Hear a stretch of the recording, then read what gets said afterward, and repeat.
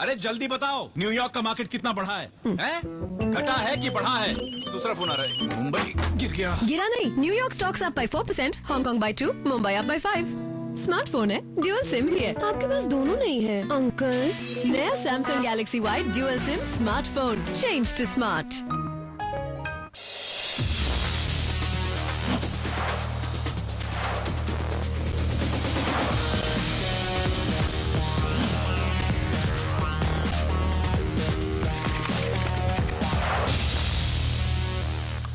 Welcome back. आप देख रहे हैं प्रॉपर्टी गुरु और अब बारी है आपकी प्रॉपर्टी से जुड़ी लीगल प्रॉब्लम्स को सुलझाने की, और इसके लिए आज हमारे साथ स्टूडियो में मौजूद है लीगल एक्सपर्ट विनय सिंह। विनय, बहुत स्वागत है आपका प्रॉपर्टी गुरु में।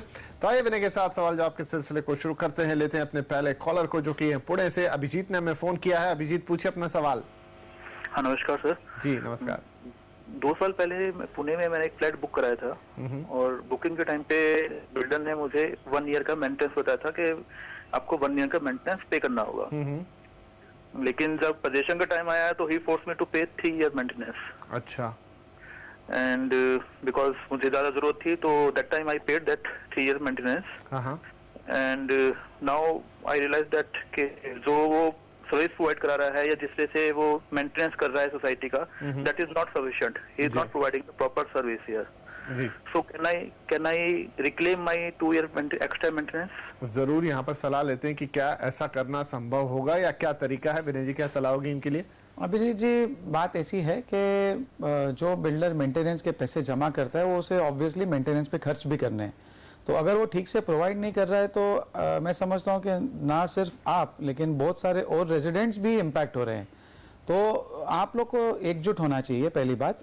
दूसरी बात, आप उन्हें कहिए कि सोसाइटी वगैरह जो फॉर्म करके आपको हैंड ओवर करे, बिकॉज वो उसकी ड्यूटी बनती है मोफा के under, Maharashtra ownership act, flats act के अंडर।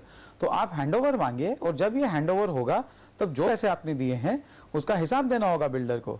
अंडर मोफा उसे एक अलग अकाउंट खोलना पड़ता है, ये पैसे सेपरेट अकाउंट में रखे जाते हैं और वहाँ से ही खर्चा होता है। तो ये सारी चीज़ों का ऑडिट हो सकता है, आप उसका हिसाब मांगिए, तो अपने आप ये सारा मामला रिजॉल्व हो जाएगा। आप, लेकिन मैं आपको एडवाइस करूंगा कि आप ये कानून के अंडर, मोफा के अंडर आप ये कदम उठाइए। आगे बढ़ते हैं। हमारे अगले कॉलर हैं जयपुर से सौरभ शर्मा, उन्होंने फोन किया। सौरभ जी, पूछिए अपना सवाल। देखिए, हाँ हेलो जी। देखिए, ऐसा है कि मैं जिस बिल्डिंग में रह रहा हूँ वहाँ पे जब मैंने शिफ्ट किया था तो कोई सर्वेंट क्वार्टर अवेलेबल नहीं था जी। तो बाद में हमारे पड़ोस में ही एक प्रोजेक्ट तैयार हो रहा था, तो हमने वहाँ पे बिल्डर से कांटेक्ट किया और उनको ऐसे से हमें बताया कि हमें उसमें एक सर्वेंट क्वार्टर चाहिए होगा। तो उन्होंने बोला कि हाँ ठीक है, वो तो जब भी निकलेंगे सर्वेंट क्वार्टर आपको हम एलोकेट कर देंगे। तो हमारा वो सारा रेट वेट तय हो गया, हमने पेमेंट भी कर दिया जी। और उसके बाद अलॉटमेंट लेटर वगैरह भी मिल गया हमें। और उसके बाद जब बिल्डिंग में रेजिडेंट शिफ्ट हुए तो उनको ये बात पता चली कि साहब इसमें एक सर्वेंट क्वार्टर है जिसमें ऊपर रेजिडेंट का फ्लैट नहीं है ना। तो उन्होंने ऑब्जेक्शन रेज करने दिया कि भाई यहाँ पे कोई भी ऐसा सर्वेंट नहीं, अगर आपका खुद का फ्लैट ऊपर नहीं है। और बाद में हमने बिल्डर को चीज बोला ऐसा कुछ भी नहीं है, और फिर हमने इसकी बाद में रजिस्ट्री भी करा ली है। हमने सारी स्टैम्प ड्यूटी वगैरह पेमेंट करके जी। और बिल्डिंग की अभी कोई सोसाइटी भी नहीं बनी है, सारा पोजीशन अभी बिल्डर के पास ही है। सवाल ये है कि ऐसा कोई रूल है क्या कि साहब कि आप किसी का जी बिल्कुल शर्मा जी, आपकी बात हम यहाँ पर समझ गए हैं। अब विनय जी से इस पर सलाह ले लेते हैं कि ऐसे में क्या आपके पास अब उपाय बचता है, जबकि दूसरे लोग अब ऑब्जेक्शन ले रहे हैं कि आपने एक ऐसी सोसाइटी में सर्वेंट फ्लैट लिया है जहाँ आपका खुद का घर नहीं है। क्या सलाह होगी विनय जी? सौरभ जी, कुछ चीज़ें ऐसी होती हैं जो एक फ्लैट के साथ जुड़ी होती हैं, जैसे कि एक गराज होता है, तो गराज कोई आदमी अलग से खरीद नहीं सकता। लेकिन ये मामला थोड़ा आपका जो है वो थोड़ा सा अलग है। अभी एक पर्टिकुलर यूनिट है जिसे डेजिग्नेट किया गया है सर्वेंट क्वार्टर्स। तो आपको ये पहले तय करना होगा कि प्लान में ये कोई तरीके से कोई यूनिट के या कोई फ्लैट के साथ लिंक्ड है क्या। अगर अप्रूव प्लान में ये लिंक्ड है तो उसे बिल्डर 2 भाग में तोड़ करके बेच नहीं सकता। लेकिन अगर ये इंडिपेंडेंट यूनिट है तो मैं समझता हूँ कि उसे राइट तो बनता है बेचने का, और मैं नहीं समझता हूँ कि सोसाइटी फिर इस मामले में ऑब्जेक्शन ले पाएगी। आगे बढ़ते हैं। अगले कॉलर है हमारे शामवीर साहब। वीर साहब, पूछिए अपना सवाल। सर जी नमस्कार, मैं शामवीर बोल रहा हूँ जी। सर, मैंने एक फ्लैट के लिए पलवल में रजिस्ट्रेशन किया था, ओनली रजिस्ट्रेशन जी जी। उसके बाद में मेरा जो प्लान हुआ कि नहीं, मेरे को रजिस्टर कराने के बाद में कि अभी मेरे को फ्लैट लेना नहीं है, तो उनसे मैंने बात करी कि मेरा पैसा वगैरह आप रिटर्न कर सकते हैं। कितना पैसा दिया था आपने? 1,25,000 सर जी। और टोटल जो प्लान था that was 14 lakh. Okay.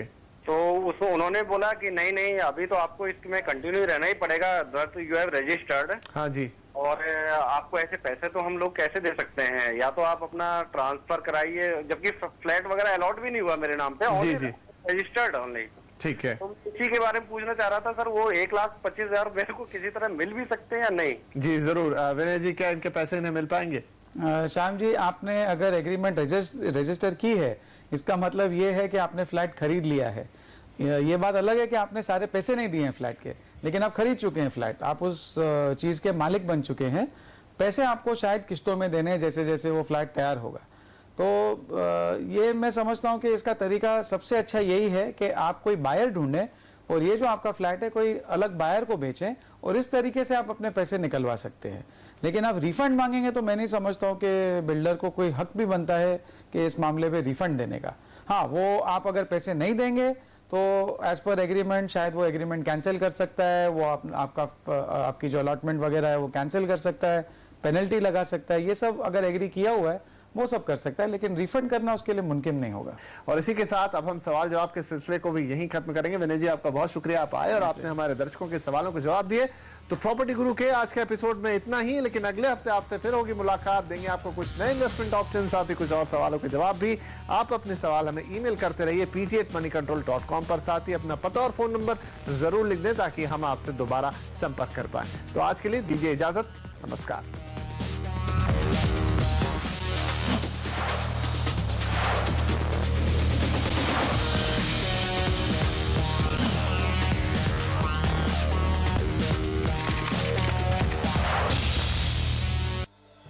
Property गुरु के प्रायोजक हैं the new Voltas all weather AC, सोनिया वीनिया and laminates from most exotic